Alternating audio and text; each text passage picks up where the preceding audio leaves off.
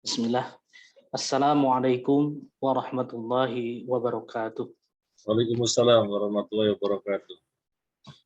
Alhamdulillahilladzi anzala as-sakinata fi qulubil mu'minin liyazdadu imanan ma'a imanihim. Allahumma shalli wa sallim wa barik ala nabiyyina Muhammadin wa ala alihi wa ashabihi wa man tabi'ahum bi ihsanin ila yaumiddin. Alhamdulillah Bapak Ibu, para jamaah rahimani wa rahimakumullah.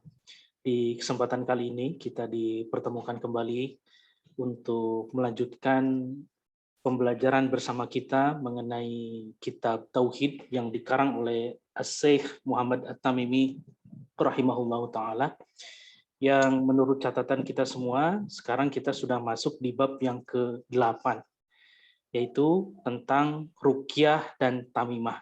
Alhamdulillah sudah bergabung bersama kita semua guru kita Al-Ustadz Muhammad Nur Yasin LC Hafizahullah Ta'ala. Baik Ustadz, teman-teman kita yang lainnya mungkin akan menyusul, terutama yang dari area Jawa Barat karena asarnya agak mundur sekarang Ustadz. Ya.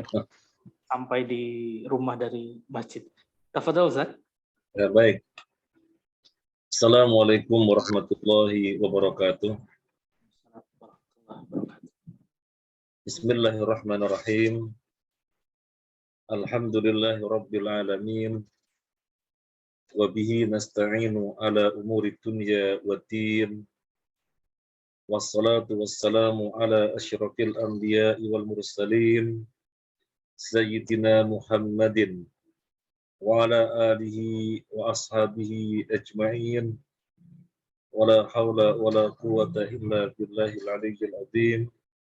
ولا حول ولا قوة إلا بالله العلي العظيم ولا حول ولا قوة إلا بالله العلي العظيم يا أيها الذين آمنوا اتقوا الله حق تقاته ولا تموتن إلا وأنتم مسلمون يا أيها الناس اتقوا ربكم الذي خلقكم من نفس واحدة وخلق منها زوجها وبث منهما رجالا كثيرا ونساء واتقوا الله الذي تساءلون به والأرحام إن الله كان عليكم رقيبا يا أيها الذين آمنوا اتقوا الله وقولوا قولا سديدا يصلح لكم أعمالكم ويغفر لكم ذنوبكم ومن يطع الله ورسوله فقد فاز فوزا عظيما أما بعد فإن أصدق الحديث كتاب الله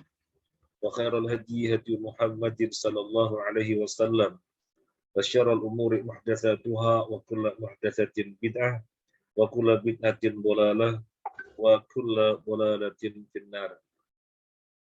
Para jamaah Ashabul Hijrah rahimani wa rahimakumullah, alhamdulillah pada sore hari ini kita diberi kesempatan sekaligus kemampuan oleh Allah Azza wa Jalla untuk sama-sama tafaqquh fiddin. Dalam hal ini kita bersama-sama mengkaji kitab Tauhid yang ditulis oleh Syekh Muhammad At-Tamimi rahimahullah wa ghafarullah wa lana wa liwalidina wa li asatidina wa li masyayikhina walijamil muslimin wal muslimat, amin ya rabbal alamin. Para jamaah rahimanullah, sekarang kita memasuki bab 8, judulnya Maja'a fi ruqa wat tamaim, tentang ruqyah dan tamimah. Sisi judul kalau kita perhatikan pada pertemuan yang lalu, bab yang ke-7, judulnya termasuk syirik, memakai gelang, benang, dan sejenisnya sebagai penangkal atau pengusir mara bahaya. Jadi ada kata-kata termasuk syirik. Nah sekarang pada bab 8 tidak ada kata-kata termasuk syirik. Ruqyah dan tamimah, tidak demikian. tidak disebutkan termasuk syirik. Kenapa berbeda?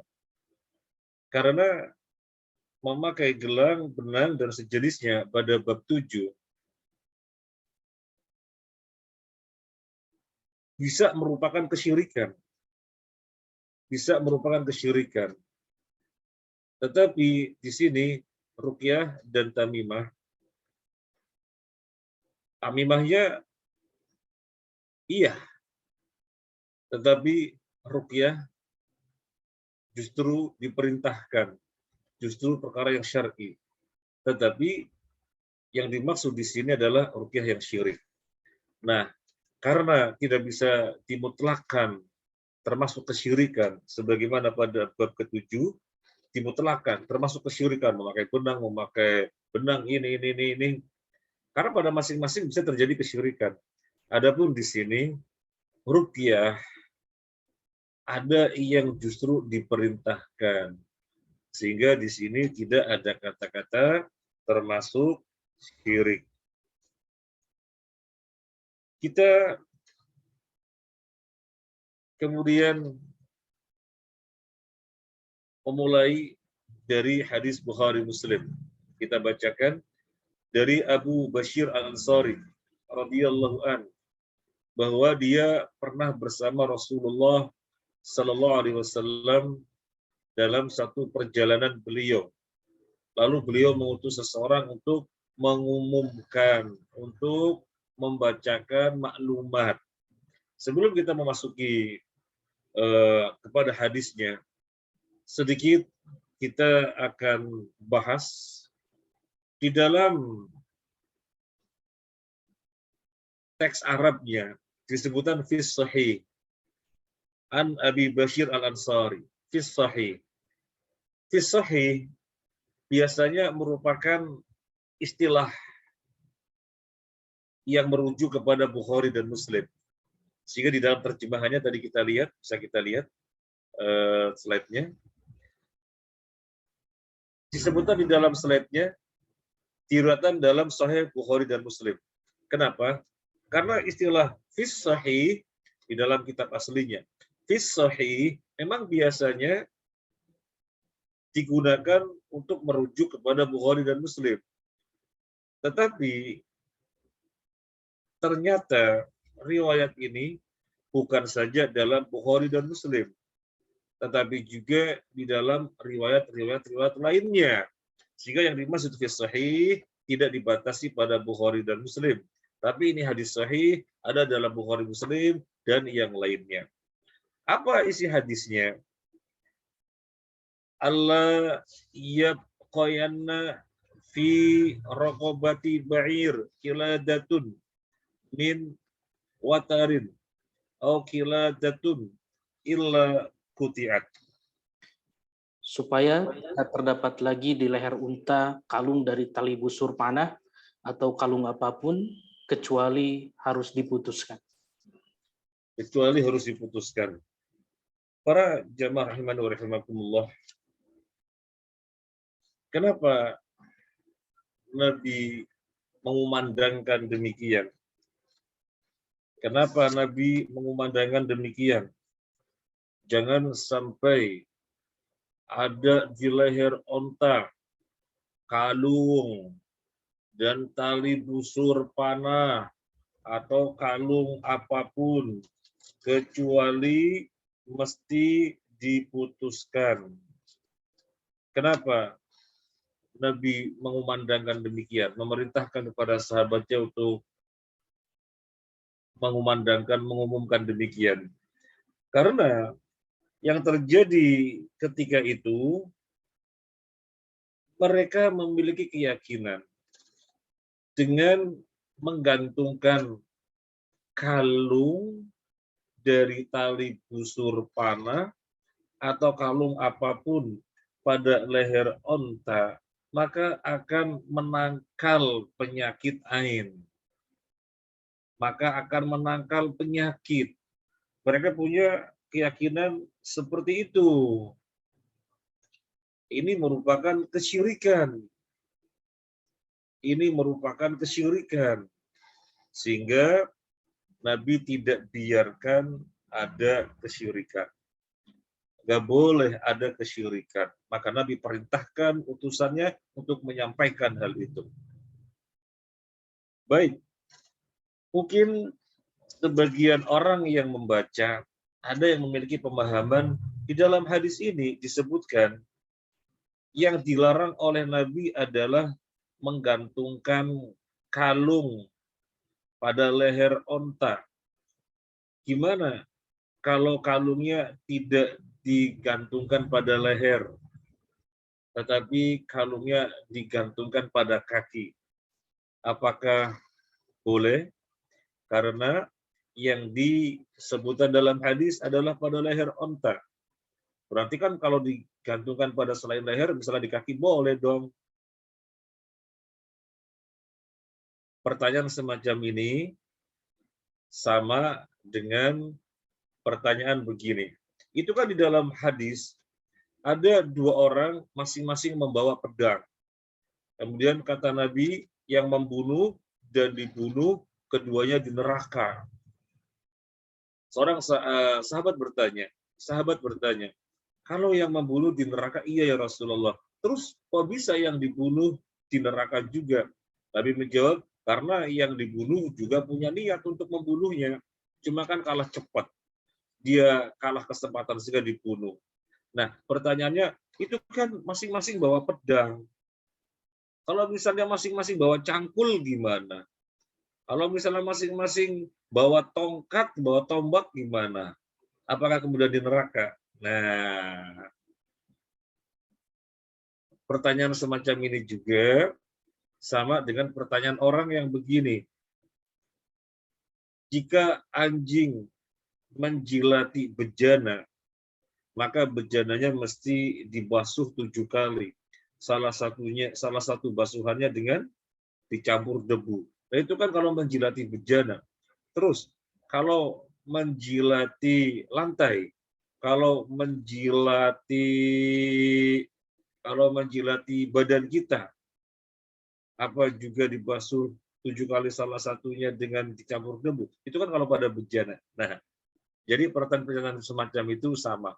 Jawabannya adalah ini tidak dilihat dari masalah di leher, tidak dilihat pada masalah pedang, tidak dilihat pada masalah bejana.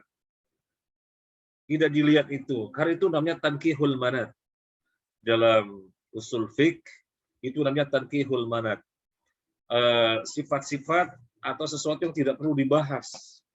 Intinya, di dalam bab ini, menggantungkan kalung yang terbuat dari tali busur panah atau apapun, karena ada suatu keyakinan bisa menangkal ain, bisa menangkal penyakit. Intinya adalah itu. Mau dikalungkan di leher kah, di kaki kah. Jadi tidak melihat nasnya menunjukkan leher, berarti kalau pada kaki nggak apa-apa, tidak dipahami demikian. Sama juga, dua orang bawa pedang, maka yang membunuh dan dibunuh di neraka. Berarti kalau masing-masing bawa cangkul nggak apa-apa ya, kan nasnya pedang. Itu sesuatu yang tidak dibahas. Jadi bukan pedang yang dibahas, itu tankihul manat. Sesuatu yang tidak perlu dibahas. Intinya orang dengan senjata apapun memiliki niat untuk membunuh. Kalau ternyata kalah sehingga dibunuh terlebih dahulu, ya di neraka. Tak dengan cangkul, tak dengan tombak atau yang lainnya. Demikian pula masalah bejana. Jadi nasnya memang bejana. Bukan berarti kalau dijilati kaki kita tidak dibasuh 7 kali, salah satu basuhannya dengan tidak campur debu. Bukan. Soalnya kan bejana. Ya jangan dilihat bejananya. Tapi apapun yang dijilatin. Nah gitu. Nah, jadi perlu kita bahas juga, khawatirnya ada orang memahami yang dilarang di sini kan menggantungkan pada leher. Kalau pada kaki nggak apa-apa dong. Yang dibahas di sini kan pada leher onta, kalau di leher kambing, leher sapi nggak apa-apa dong. Nah, itu namanya tankihul manat, sesuatu yang tidak perlu dibahas. Tetapi yang dibahas adalah sesuatu yang menjadi poinnya, yaitu menggantungkan kalung dengan memiliki keyakinan tertentu, yaitu daful ain, menolak sakit. Itu yang dibahas. itu dilarang. Baik. Kemudian dari hadis ini ada faedah-faedah lain yang bisa kita ambil. Yang pertama, annahu yanbahi likabiril qaum ayyakuna mura'iyan li ahwalihim fayatafaqqaduhum wa yaduru fi ahwalihim. Dari hadis ini ada faedah hendaknya pimpinan kaum, ketua wilayah, kepala daerah itu memperhatikan keadaan rakyatnya. Yang diperhatikan apanya? Yang diperhatikan bukan dalam perkara dunia saja, tetapi yang diperhatikan juga yang lebih penting dari perkara dunia, yaitu perkara akidah. Coba kita lihat di dalam hadis ini. Nabi sebagai pemimpin, Nabi meneliti, memperhatikan keadaan rakyatnya. Jangan sampai di tengah-tengah mereka ada kesyirikan. Maka Nabi menyuruh siapa? Maka Nabi menyuruh seseorang agar menyampaikan maklumat. Maklumat itu pun dibacakan kepada manusia, dibacakan kepada rakyat. Jangan sampai ada kesyirikan. Berupa menggantungkan kalung pada leher onta. Jangan sampai. Kalau dijumpai akan diputus. Kalau ditemui akan diputus. Jadi pemimpin memperhatikan ihwal keadaan rakyat bukan masalah duniawi saja. Tetapi lebih penting dari itu adalah masalah ukhrawi. Masalah yang menjadikan kita selamat atau enggak di akhiratnya nanti. Pemerintah, penguasa bagus ketika memperhatikan kesehatan rakyatnya. Sehingga kemudian menetapkan peraturan protokol kesehatan, prokes, ya, itu untuk kemaslahatan duniawi. Tetapi lebih penting dari itu, yaitu memperhatikan kemaslahatan ukhrawinya. Ia selamat di dunia nggak kena virus, alhamdulillah. Kemudian perkara akhiratnya nanti di hadapan Allah selamat apa enggak? Di hadapan persidangan Allah selamat apa enggak? Nah, ini lebih penting lagi untuk diperhatikan. Makanya coba lihat, alhamdulillah kita lihat Saudi. Polisi-polisi di Saudi tidak sebatas memperhatikan masalah-masalah kriminal. Tidak. Ya, masalah-masalah kriminal penting. Sehingga harus diperhatikan. Jangan sampai ada tindak kriminal. Kalau ada harus diminimalisir. Tapi yang lebih penting dari itu masalah akhirat. Sehingga polisi di sana juga ada polisi yang kita biasa menyebutannya askar. Mereka perhatian kepada masalah-masalah kesyirikan. Sehingga di Masjidil Haram mereka memperhatikan jamaah. Siapa yang ada indikasi akan berbuat kesyirikan, dihindarkan. Ketika berdiri lama-lama di makam Nabi, disuruh jalan. Haji, haji, jalan, haji, jalan.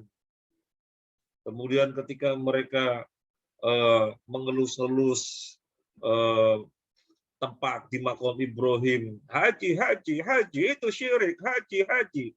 Jadi dibentuk lembaga khusus. Ini diantaranya diambil dari hadis ini. Nabi memperhatikan ikhwal rakyatnya. Sebagai pemimpin, memperhatikan ikhwal rakyatnya. Bukan saja di dalam masalah kemaslahatan duniawi, tapi lebih penting dari itu kemaslahatan ukhrawi. Kemudian dari hadis ini juga ada faedah yang lainnya. Annahu yajibu alaihi ri'ayatuhum bima taqtadi syariah. Idza fa'alu muharraman mana'ahu minhu wa in tahawanu fi wajibin hassahum alaihi. Yang kedua, seorang pemimpin, kepala daerah ataupun apapun yang memiliki wilayah kekuasaan harus memperhatikan perkara-perkara yang terkait dengan syariat. Kalau perkara tersebut perkara haram, dicegah, dihindarkan, dilarang, di-stop. Atau ada dijumpai orang-orang yang meremehkan, maka diberi sanksi, dihukum. Diberi sanksi atau kemudian dihukum. Diberi sanksi, dihukum. Dan mungkin apa tidak? Ya mungkin, penguasa kan punya wewenang. Bagaimana tidak mungkin? Kemudian Yang ketiga, penguasa atau pemimpin tentunya memiliki wewenang untuk mengubah kemungkaran dengan power. Sehingga di sini disebutkan kalau dijumpai leher-leher onta yang dikalungin dengan kalung terbuat dari tali busur panah atau kalung apapun, putus. Jadi bukan sekedar menyuruh, lepas-lepas, langsung diputus. Karena punya power, punya wewenang. Demikian pula kita, kalau posisi kita memiliki wewenang, memiliki power, kita bisa mengubah kemungkaran dengan langsung. Misalnya anak kita, dia tidak mau memakai jilbab, ini kan pelanggaran syariat. Maka kita bisa mengingkarinya dengan power langsung. Kamu kalau nggak pakai jilbab ketika keluar rumah, kamu nggak dikasih uang jajan. Nah, takut dan dikasih uang jajan. Nah, bisa dengan power semacam itu. Atau dipukul kakinya sehingga cedera dan memukulnya memakai media kayu, plastik dan semacamnya yang suaranya ngeri. Tetapi tidak sampai berakibat fatal, cuma suaranya tak ngeri. Pukul pada kakinya, cedera dia nanti. Ini karena memiliki wewenang. Jadi pemerintah tentunya memiliki wewenang. Kemudian para jamaah rahimakumullah, yang paling utama hadis ini terkait dengan judul adalah menggantungkan kalung. Menggantungkan kalung karena adanya keyakinan tertentu. Itu haram. Kenapa haram? Karena merupakan kesyirikan. Sekarang kita lanjutkan. Kira-kira syirik besar apa syirik kecil? Nah, pertanyaannya begitu. Kira-kira syirik besar apa syirik kecil? Syirkun akbar atau syirkun asghar? Insya Allah yang masih ingat pada bab yang ke-7 bisa menjawab. Ini syirik akbar apa syirik asghar ya? Kalau syirik akbar berpotensi membatalkan keislaman seseorang. Kalau syirik asghar tidak sampai membatalkan keislaman, tapi kategorinya dosa besar. Kira-kira di syirik akbar apa syirik asghar? Jawabannya bisa dua-duanya. Jawabannya bisa dua-duanya. Kalau orang yang berbuat tersebut meyakini kalung inilah yang dipakaikan pada leher onta merupakan penangkal mara bahaya. Merupakan penangkal mara bahaya. Penangkal ain penyakit. Kalau nggak ada kalung ini, wah sudah pasti kena penyakit. Jadi ini adalah penangkal.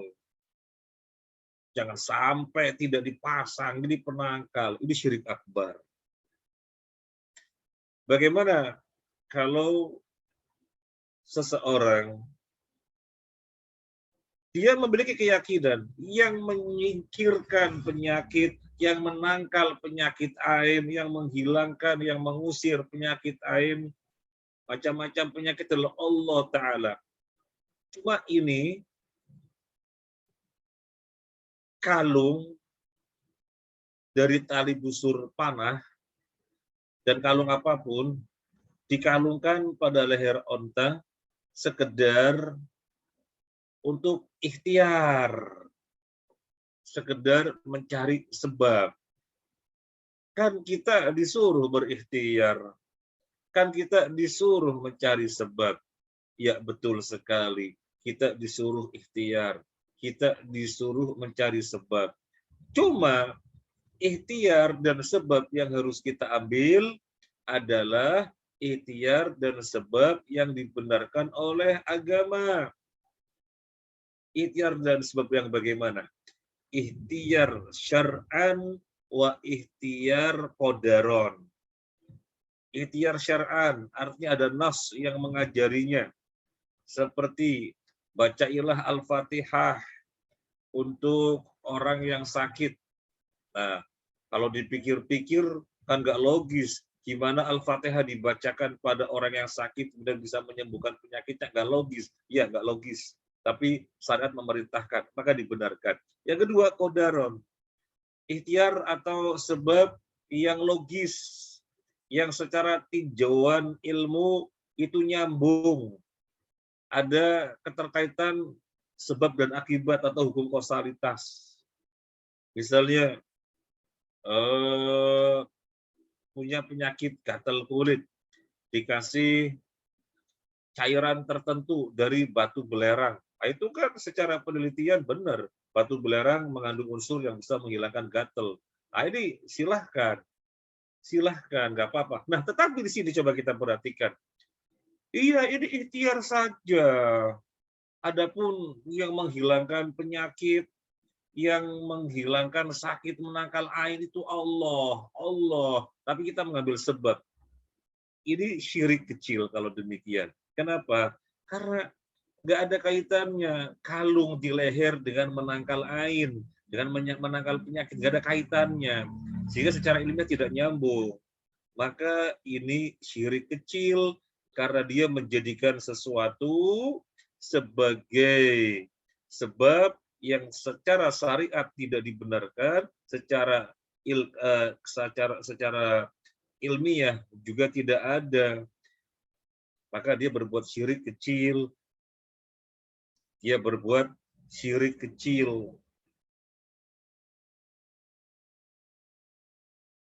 Nah, ini hukumnya.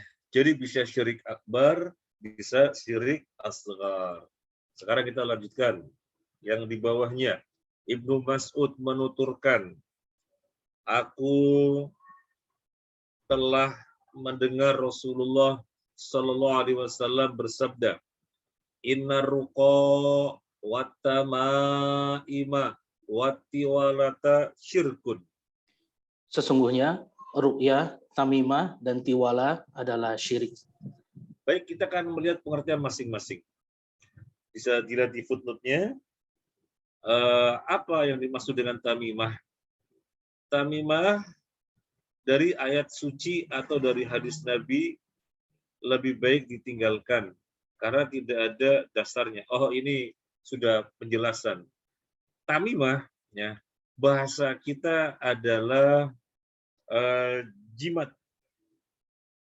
Sesuatu yang dikalungkan di leher anak untuk menangkal atau menolak ain. Ini yang disebut dengan tamimah, ya. Jadi sudah disebutkan di atas itu sendiri. Coba kita lihat tamimah, sesuatu yang dikalungkan di leher anak-anak untuk menangkal atau menolak ain. Bahasa kita jimat. Jadi anak-anak dipakai kalung apa? Ada yang dipakaikan kalung dari akar apa? Ada yang dipakaikan kalung dari zat-zat tertentu. Diyakini bisa menolak angin. Semacam ini adalah syirik. Nanti ditanya, syirik akbar atau syirik asghar? Bisa dua-duanya. Tergantung. Kalau diyakini, ya kalung inilah sumber keselamatan. Padahal yang memberikan keselamatan adalah Allah. Tapi orang menyandarkannya kepada kalung ini dan dia terlepas dari Allah, zat yang menyelamatkan. Syirik akbar, batal Islamnya. Kalau tidak demikian, meyakini Allah yang memberikan keselamatan, yang menolak menangkal ain. Adapun ini kalung sekedar ikhtiar saja, itu syirik asghar. Karena secara syar'an tidak pernah diperintahkan seperti itu, secara qadaron, secara ilmiah juga tidak nyambung. Nah, kemudian pembahasannya bagaimana kalau yang dikalungkan adalah Al-Quran. Yang dikalungkan adalah Al-Quran. Coba kita lihat di situ, kita baca sebagian salaf, para pendahulu yang soleh, meringankan dalam hal ini, memberikan keringanan dalam hal ini. Dan sebagian yang lain tidak memperbolehkan dan memandangnya termasuk hal yang dilarang, termasuk Abdul Ibnu Mas'ud. Baik, kita akan bahas.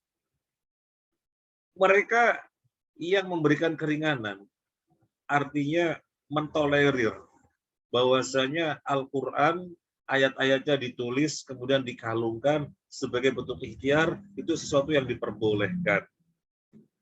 Itu sesuatu yang diperbolehkan. Alasan mereka apa? Alasan mereka adalah ayat Al-Quran. Allah berfirman, wa nunazzilu minal Qur'ani ma huwa shifaa'u wa rahmatul lil mu'minin. Ini surat Al-Isra ayat 82. Dan kami turunkan Al-Quran. Dia sebagai syifa, kesembuhan, obat, dan juga sebagai rahmat bagi orang mukmin. Mereka memahami, tidak ada penjelasan Al-Quran ini sebagai obat bagaimana. Tidak ada penjelasan. Intinya, asal terkait dengan Al-Quran, maka dia bisa menjadi obat. Sehingga ayat-ayatnya ditulis, kemudian digantungkan pada anak, digantungkan pada seseorang dengan harapan untuk mendapatkan kesembuhan dari Allah Azza wa Jalla melalui Al-Quran, dan Dia Azza wa Jalla berfirman demikian. Wa nunazzilu minal Qur'ani ma huwa syifaa'u wa rahmah. Jadi Al-Quran kami turunkan sebagai syifa, obat, dan rahmat bagi kaum mukminin. Maka dikalungkan ikhtiar untuk obat. Maka semacam ini boleh. Ini kata sebagian salaf yang pertama. Yang kedua mengatakan tidak boleh. Itu perkara yang dilarang. Kenapa tidak boleh? Kenapa tidak boleh? Karena bisa bahaya. Memang yang digantungkan adalah ayat-ayat Al-Quran. Kalamullah. Kalamullah, memang. Sehingga di situ tidak ada kesyirikan. Kalamullah itu sifat. Allah berbicara. Allah berbicara. Berbicara itu sifat. Dan kita bisa bertawasul dengan sifat Allah. Misalnya, kita diajari oleh Nabi. A'udzu bi'izzatillahi wa qudrati min syarri ma ajidu wa uhadiru. Aku berlindung dengan keperkasaan Allah dan dengan kekuasaan Allah. Coba kita berlindungnya kepada apa? Apa kita berlindung kepada Allah? Enggak. Kita diajari Nabi tidak berlindung kepada Allah. Tidak a'udzu billahi minasyaitonir rajim. Itu berlindung kepada Allah. Tapi Nabi mengajari kita a'udzu bi'izzatillahi wa qudratihi. Aku berlindung kepada keperkasaan Allah dan kekuasaan Allah. Jadi kita berlindung kepada sifat Allah. Yang ajarin Nabi, berarti boleh? Boleh. Nah, demikian pula Al-Quran itu kalamullah. Kalamullah itu sifat Allah. Kita bertawasul dengan sifat Allah. Berarti boleh? Boleh. Makanya sebagian ulama yang pertama mengatakan nggak apa-apa. Dan tidak ada teknis bagaimana menjadikan Al-Quran sebagai obat. Tidak ada teknis. Tidak ada teknis. Sehingga tidak mengapa. Tapi ulama yang kedua mengatakan tetap tidak boleh. Kenapa tidak boleh? Karena bisa berbahaya. Karena bisa berbahaya. Coba kalau diperbolehkan. Bisa meremehkan ayat-ayat Al-Quran itu sendiri.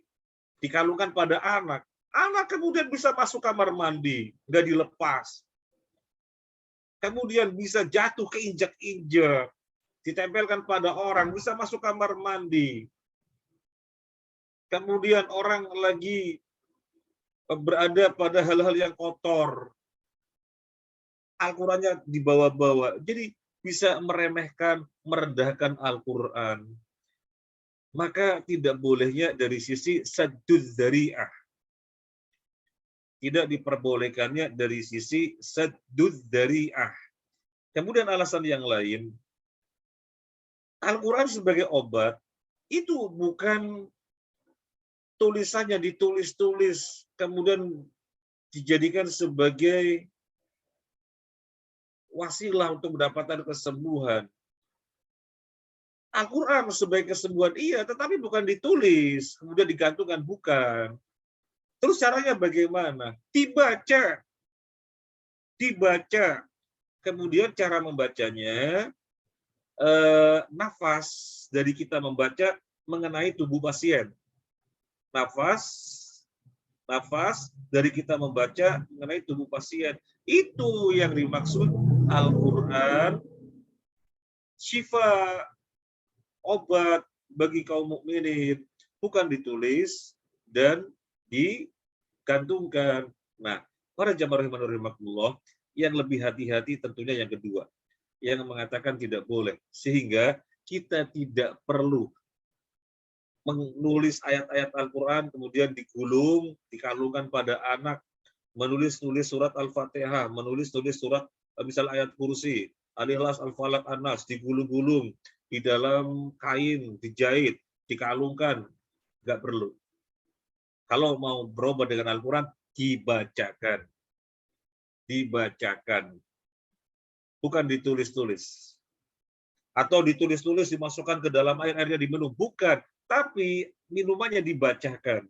Kemudian kena nafas dari kita membaca Al-Quran, kena airnya itu.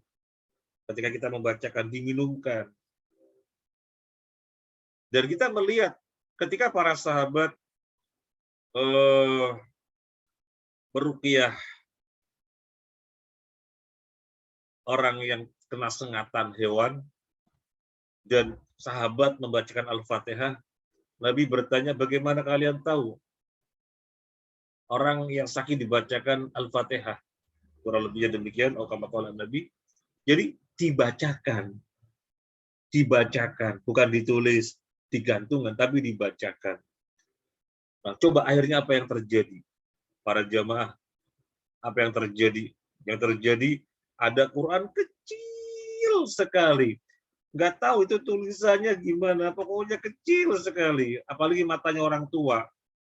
Kalau matanya orang anak kecil, barangkali masih bisa baca kecil-kecil sekali. Mungkin ukurannya berapa senti, 15 senti barangkali, ya 15 kali 15. Atau kurang dari 15 kali 15. Kemudian di mana-mana dibawa sebagai tamimah, sebagai jimat. Syirik, ya sisi syirik enggak. Karena itu adalah Al-Quran, bertawasul kepada kalamullah. Cuma semacam itu tadi pembahasannya kenapa tidak boleh, bisa merendahkan, meremehkan.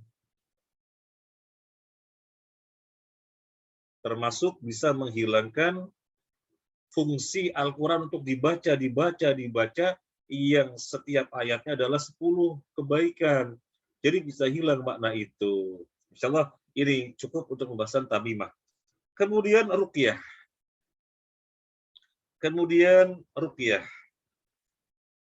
Ruqyah yaitu disebut azimah.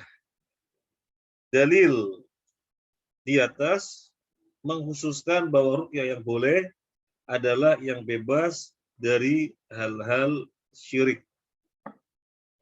Nah, kan hadisnya berbunyi inna ruqa wa tamaim wa tiwalata syirkun. Sesungguhnya ruqyah, tamimah, dan tiwalah itu syirik. Berarti ruqyah yang bagaimana? Ruqyah yang bagaimana yang dikatakan syirik?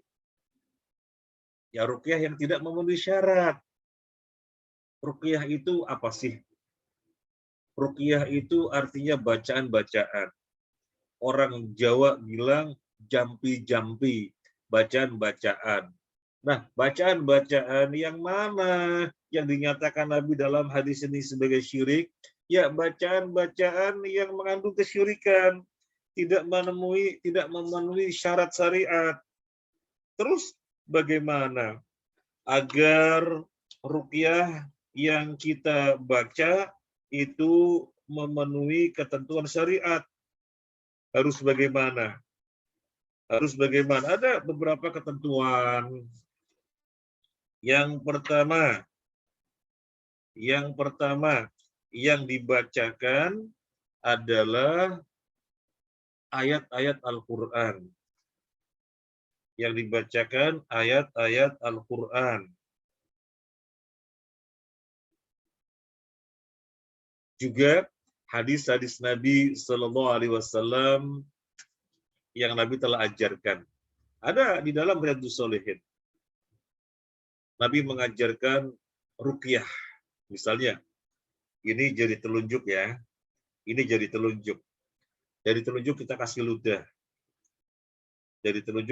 ludah. Kemudian ditempelkan pada tanah.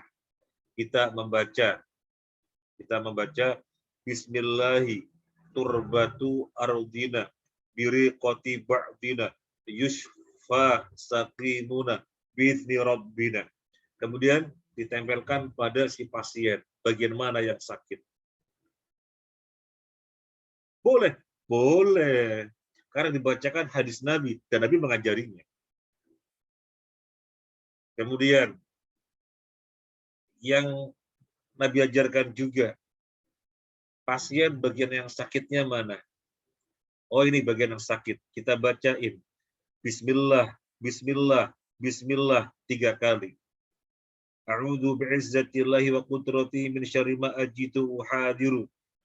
A'udzu bi'izzatillahi wa qudratihi min syarri ma ajitu uhadiru. Berapa kali? 7 kali.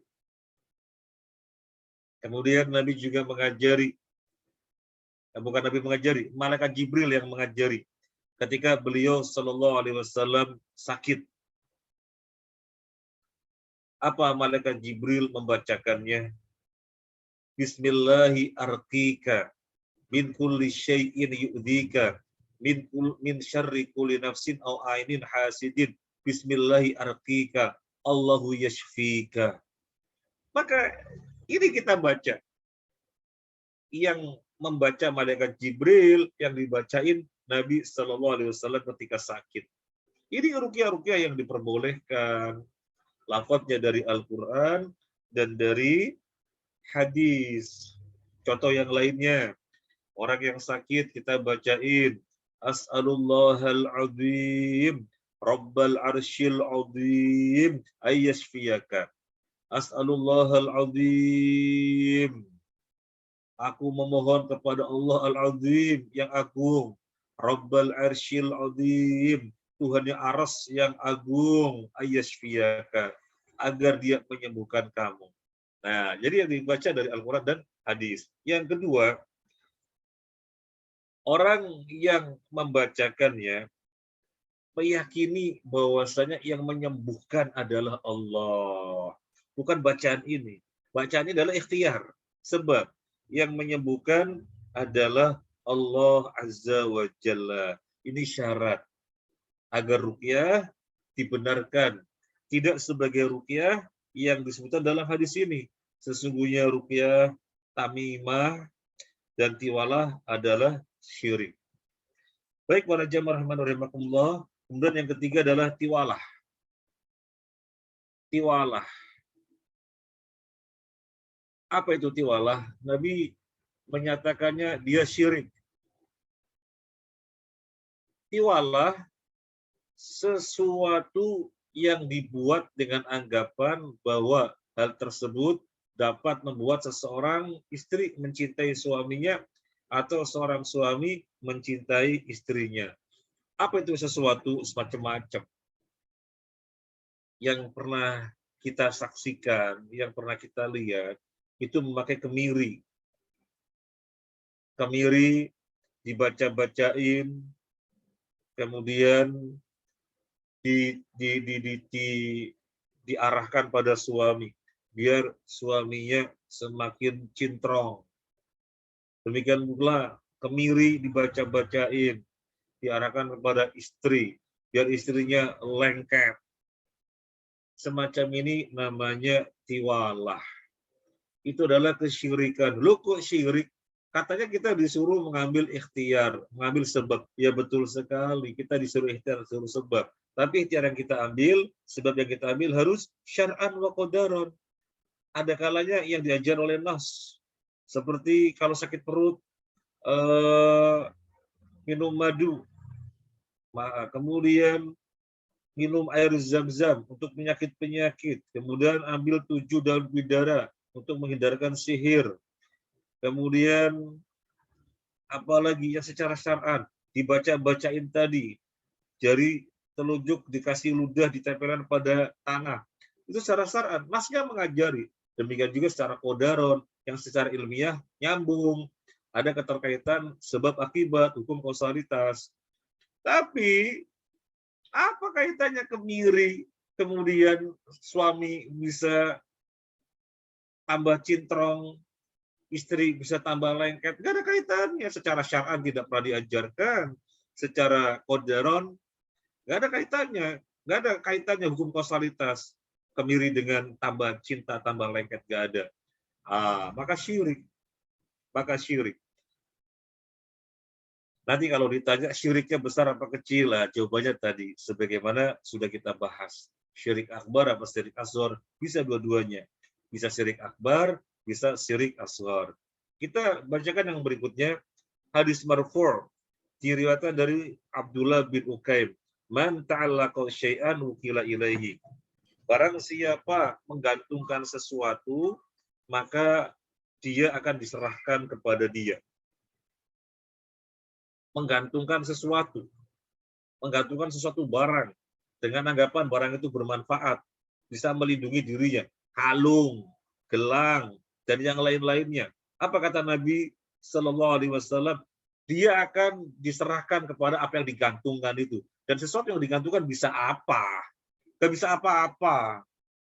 Makanya pada pertemuan yang lalu kita insya Allah masih ingat insya Allah pada pertemuan yang lalu. Nabi berjumpa dengan seseorang yang dia memakai gelang dari kuningan. Nabi bertanya, apa itu? Dia menjawab, ini untuk menangkal penyakit. Apa kata Nabi? Inzi'ha, lepas. Karena kalau kamu mati dalam keadaan seperti itu, kamu diwakilkan kepada dia. Dia tidak akan menambah kamu kecuali kelemahan. Apa maksudnya? Tidak akan menambah bagimu kecuali kelemahan. Karena ketika dia memakai itu, imannya kikis terus. Padahal orang bergantung kepada Allah, memperkuat bersandarnya kepada Allah. Gara-gara memakai gelang itu, dia mensandarkan kepada gelang ini. Maka ini kesyirikan. Dan kata Nabi, akan diwakilkan kepada dia. Dia bisa apa? Gelang bisa apa? Benang bisa apa? Kalung bisa apa? Itu kesyirikan. Lagi-lagi pertanyaannya, syirik besar apa syirik kecil? Bisa dua-duanya. Nah, bisa nggak kita menggantungkan sesuatu kepada selain Allah? Iya bisa, dan bukan merupakan kesyirikan. Menggantungkan sesuatu kepada selain Allah bisa dan bukan merupakan kesyirikan. Nah, sekarang kita akan bahas bagaimana tidak termasuk kesyirikan dan bagaimana termasuk kesyirikan. Yang pertama, ma yunafi at-tauhid min aslihi wa huwa ay yata'allaqu bi syai'in la yumkinu ay yakuna lahu ta'thir wa yatamidu alaihi i'timadan kamilan mu'ridun 'anillah mithlu ta'alluqu ubadil qubur biman fiha 'inda hululil masa'ib. Yang pertama, menggantungkan, menyandarkan kepada sesuatu dan ini menghilangkan tauhid seakar-akarnya alias batal Islamnya. Contohnya apa? Menggantungkan suatu urusan kepada penghuni kubur. Diyakininya dia orang soleh, dia wali. Kemudian seseorang ada permasalahan, problem, musibah, dan yang lainnya. Digantungkan kepada dia. Dia berpaling dari Allah, tapi menggantungkannya kepada wali, kepada orang soleh. Allah yang sesungguhnya penentu apapun tertutup. Dia hanya bergantungnya kepada orang soleh, kepada wali yang ada dalam kuburan. Nah, semacam itu syirik akbar.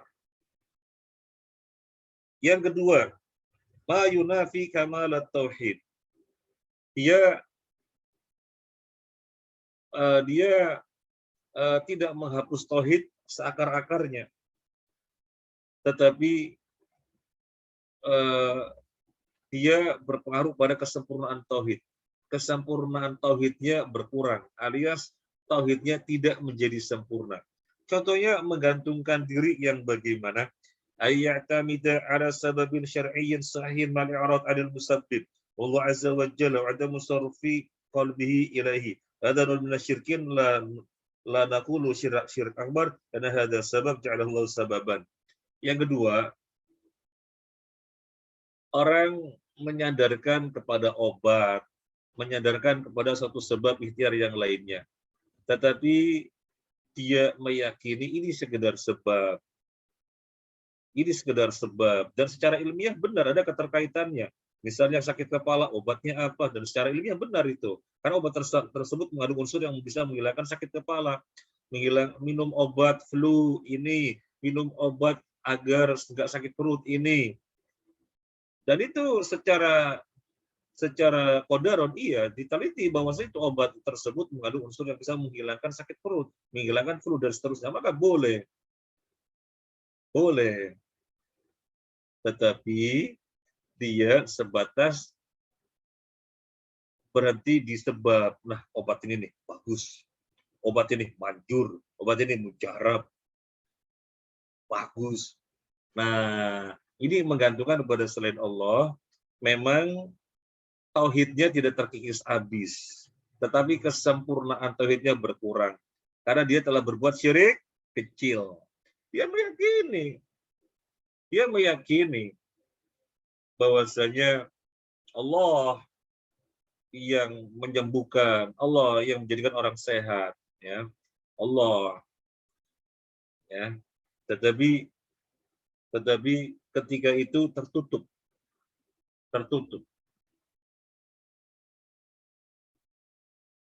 Jadi dalam bahasa kita obat ini bagus, obat ini top chair, obat ini manjur. Ya betul secara siapa? Secara apa? Secara ilmiah betul. Tapi kan yang menyebabkan Allahnya tertutup, maka syirik kecil. Nah, kalau yang diambil tidak syar'i, secara syar'i enggak ada, secara qadari juga tidak nyambung. Yang dibahas di sini tadi ya jimat gitu ya. Jimat bahwasanya inilah yang menyembuhkan, inilah yang menyelamatkan, itu syirik akbar.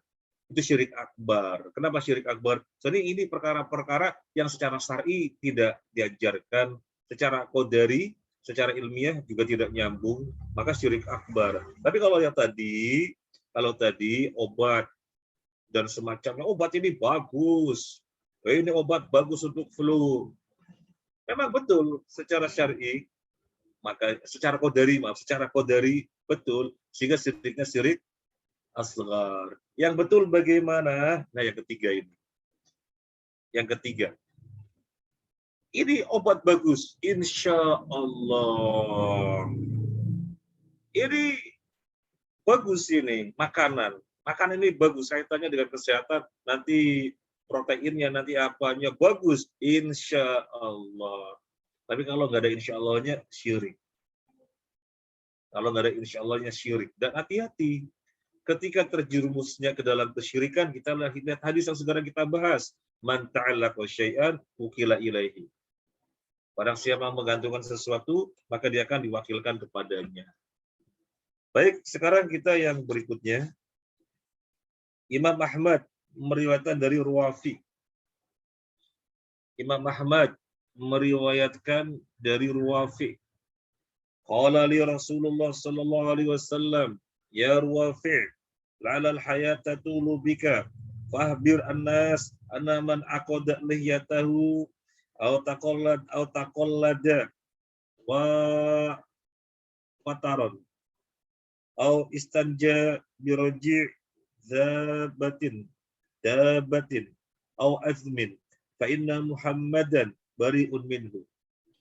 Rasulullah Shallallahu Alaihi Wasallam telah bersabda kepadaku, hai Ruwaifi, semoga engkau berumur panjang. Untuk itu sampaikan kepada orang-orang bahwa siapa saja yang menggelung jenggotnya atau memakai kalung dari tali busur panah atau beristinja dengan kotoran binatang ataupun dengan tulang, maka sesungguhnya Muhammad Shallallahu Alaihi Wasallam berlepas diri darinya.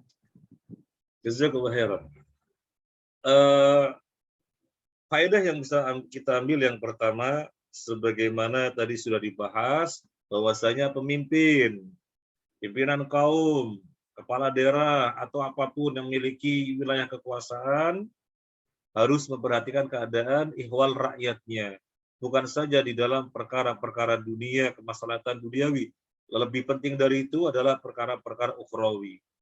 Jangan sampai bapak-bapak, mas-mas, saudara-saudara, siapa saja pendapatan amanah untuk memimpin suatu wilayah dan perhatiannya yang kemaslahatan duniawi. Keliru.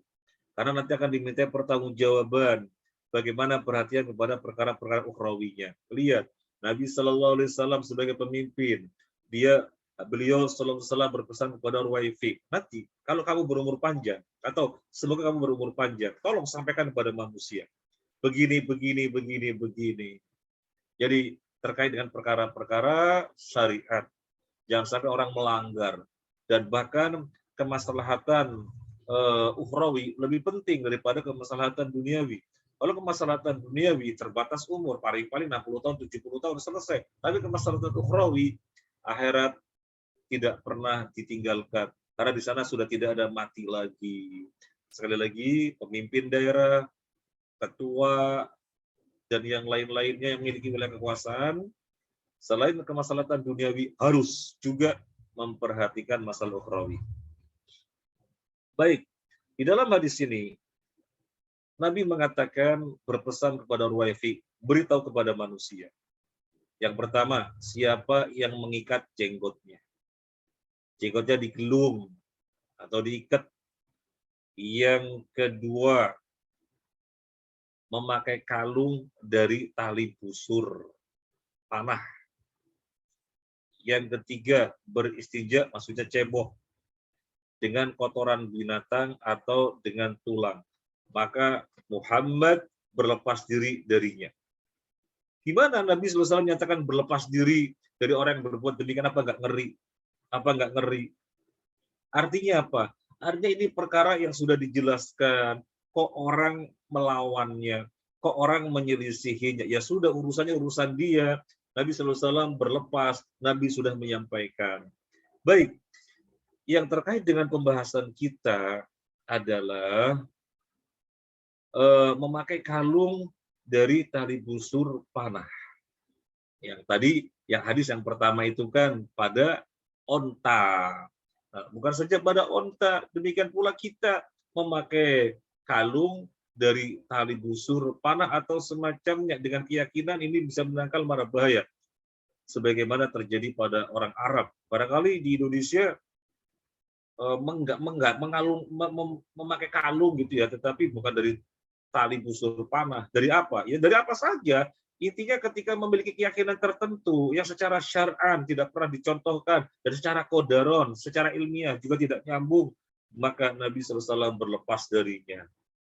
Kemudian di sini disebutkan orang yang menggelung atau mengikat jenggotnya. Itu perkara yang dilarang. Yang pertama, biasanya terjadi orang menggelung atau mengikat jenggot diikat dengan tali karena iftikharon, karena untuk merasa diri itu orang agung, ya. Jadi diikat untuk menunjukkan dirinya adalah orang agung, dirinya adalah orang terpandang, orang besar. Jadi iftikharon, semacam ini kesombongan. Kemudian yang kedua, digelung, diikat karena takut dari penyakit ain.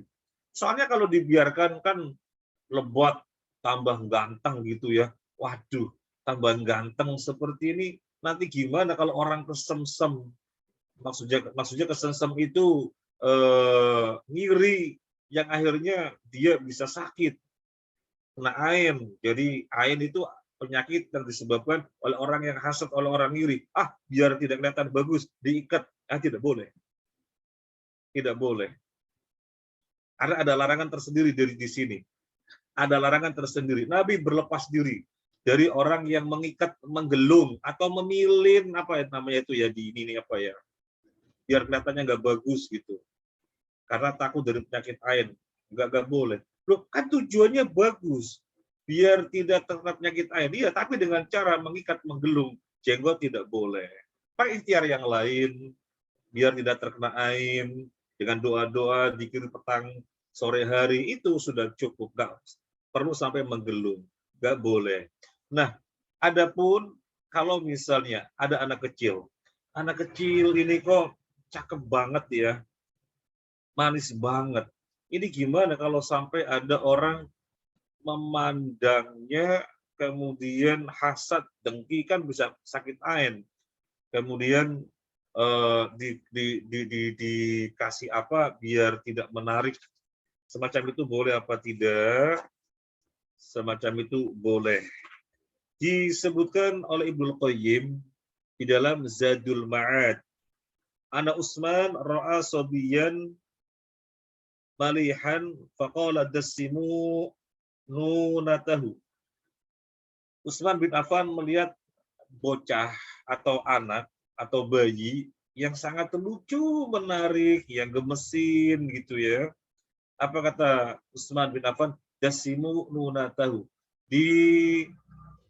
Dicoretin, di apa namanya ya, dikasih warna hitam pada nunah. Nunah itu lesung pipitnya.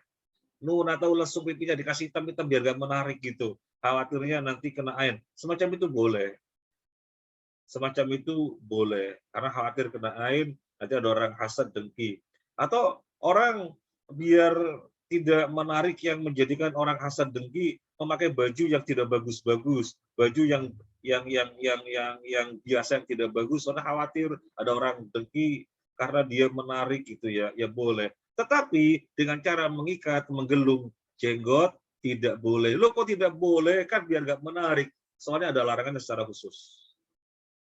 Dan yang ketiga yang Nabi larang, nggak boleh cebok, mohon maaf, nggak boleh cebok dengan kotoran binatang, dan juga dengan tulang tidak boleh. Berarti bolehnya dengan apa? Dengan batu atau sesuatu yang lain yang memiliki fungsi seperti batu, tisu, kemudian daun atau tanah, di kapal-kapal tanah liat yang bisa memiliki fungsi seperti batu boleh. Adapun cebok dengan apa tadi? Cebok dengan kotoran binatang, ya kotoran binatang yang sudah mengering itu kan memang fungsinya seperti batu. Iya, fungsinya seperti batu, tapi dilarang oleh Nabi. Juga dengan tulang. Oh, tulang kan fungsinya bisa seperti batu. Iya benar, tapi dilarang oleh Nabi. Ada nasihat secara khusus larangan, maka jangan dilakukan. Mungkin ada yang semacam bertanya, loh coba kok dengan batu, bukannya dengan air? Maka kita sampaikan, ada tingkatan cara cebok. Yang paling utama menggabungkan keduanya. Batu dulu, baru air. Itu yang paling utama. Yang kedua, tingkatan yang kedua, air saja. Nggak pakai batu. Tingkatan yang ketiga, batu saja, tanpa air. Loh kan kalau sekedar pakai batu tuh rasanya risih. Ya betul, secara maksimal membersihkan ya dengan air, tetapi dengan batu juga sudah cukup. Cuma tingkatannya ketiga setelah air, dan air tingkatannya kedua setelah menggabungkan batu dan air. Ini saja yang bisa kita sampaikan, semoga bermanfaat. Saya kembalikan dulu kepada pembawa acara, Ustadz Muhammad Ramdhani. Tafadhal Ustadz. Masya Allah, tabarakallah, jazakallahu khairan Ustaz atas ya. Yang pertama mungkin ini Ustadz disapa oleh Ustadz Ferry Abdullah, ini salam rindu juga dari beliau. Ya mungkin mau menyampaikan sesuatu Ustadz Ferry, tafadhol. Bisa di-unmute dulu mungkin. Sudah lama nggak bertemu sepertinya Ustadz. Ustadz Ferry bisa di-unmute, mungkin mau berdialog sebentar. Belum terhubung. Baik, kita lanjut ke pertanyaan yang sudah di chat, Ustadz. Baik, dari salah satu penanya. Assalamualaikum warahmatullahi wabarakatuh, Ustadz. Waalaikumsalam warahmatullahi wabarakatuh. Mengenai cara ruqyah yang meludah ke jari, ditempelkan ke tanah itu, kalau misal bagian yang sakit penuh luka bagaimana? Apa tidak tambah sakit? Apa tanah yang menempel tadi tidak membuat infeksi? Begitu, Ustadz, pertanyaannya. Ya, kalau pertanyaannya seperti itu, saya tidak bisa menjawab.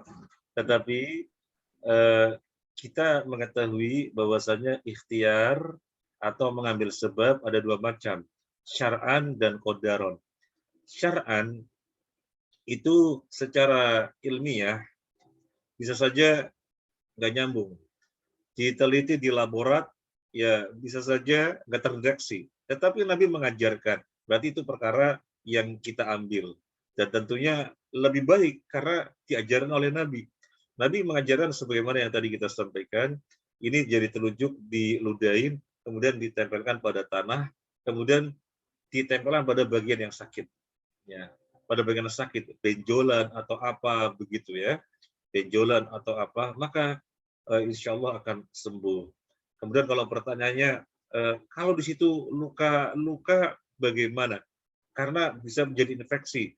Kalau secara kodaron artinya secara ilmiah, dokter menyatakan infeksi, ya jangan. Karena Nabi mengatakan ditempelkan pada yang sakit. benjolan dan semacamnya. Benjolan dan semacamnya. Mungkin saya tadi kata-katanya luka ya.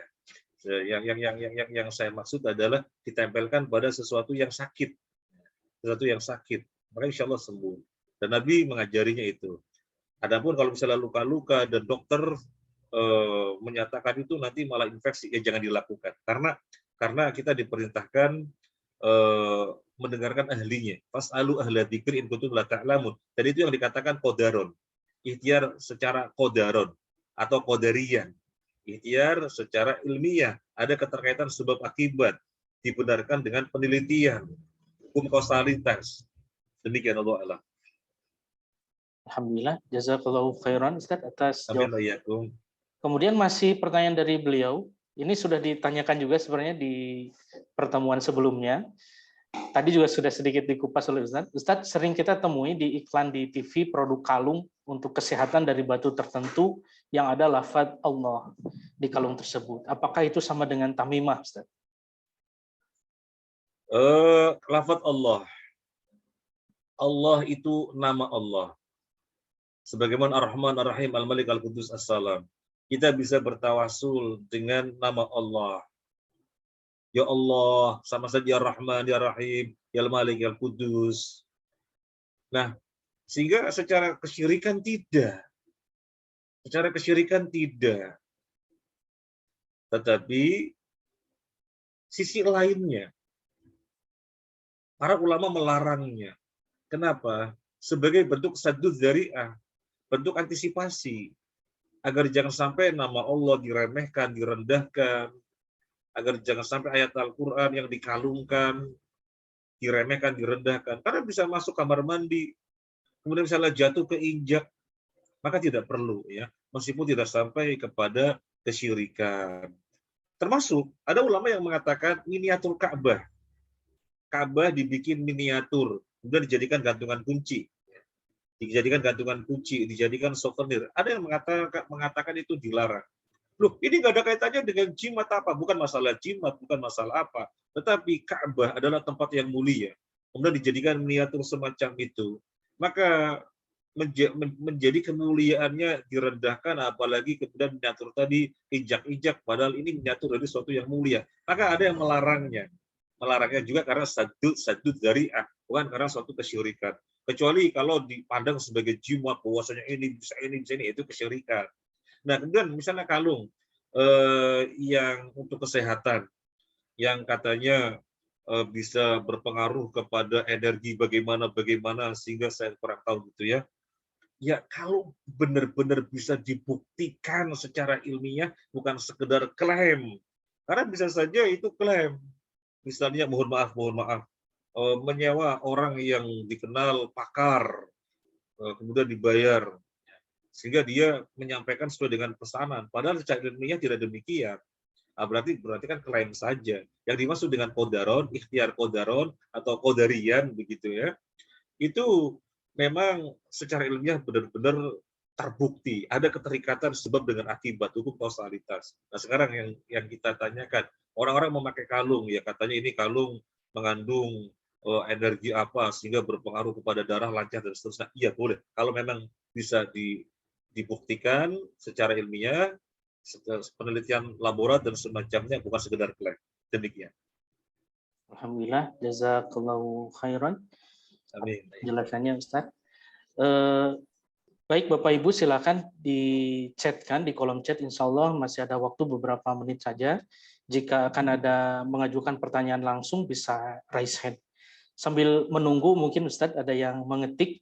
Jadi kembali ke ayat tadi, menarik Ustaz, yang wa nunazzilu minal Qur'ani ma huwa shifaa'un wa lil mu'minin wa la yazidud dhalimina illa khusara.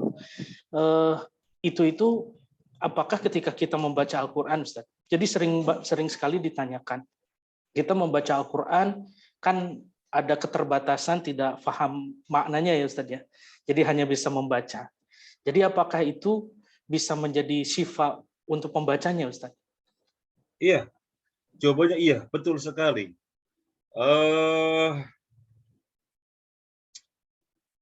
Di dalam hadis disebutkan, bermohonlah dengan Al-Quran, sebelum terjadinya orang membaca Al-Quran memohon kepada manusia. Saya ulangi lagi, maknanya kurang lebih demikian. Dan saya sempat bahas dan saya tuliskan di sebuah buku yang sudah saya cetak dan sudah dibagi, cuma hadisnya tidak hafal. Nabi SAW bersabda, bermohonlah kepada Allah dengan Al-Quran sebelum terjadi orang-orang meminta kepada manusia dengan Al-Quran.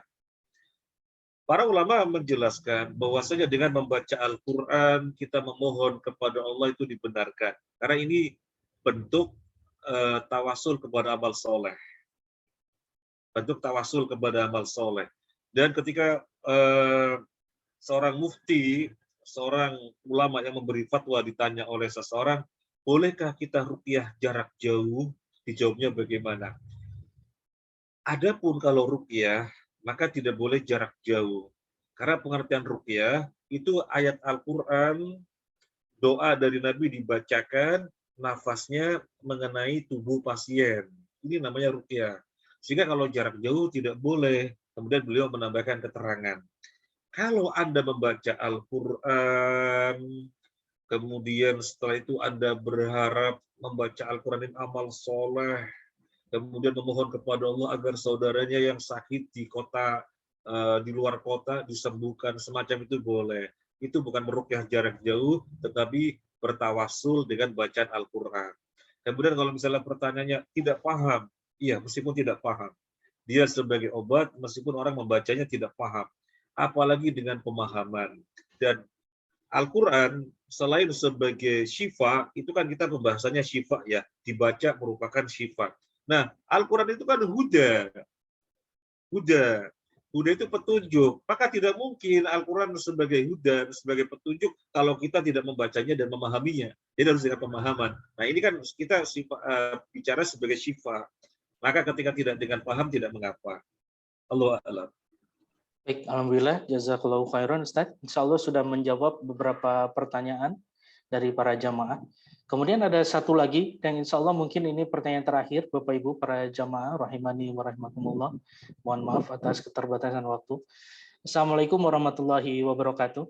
Waalaikumsalam warahmatullahi wabarakatuh. Ustaz, bolehkah menempel nama Allah pada dinding?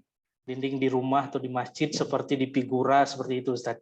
Karena beliau pernah mendengar, tidak boleh karena takut kotor. Apakah hal tersebut betul Ustaz?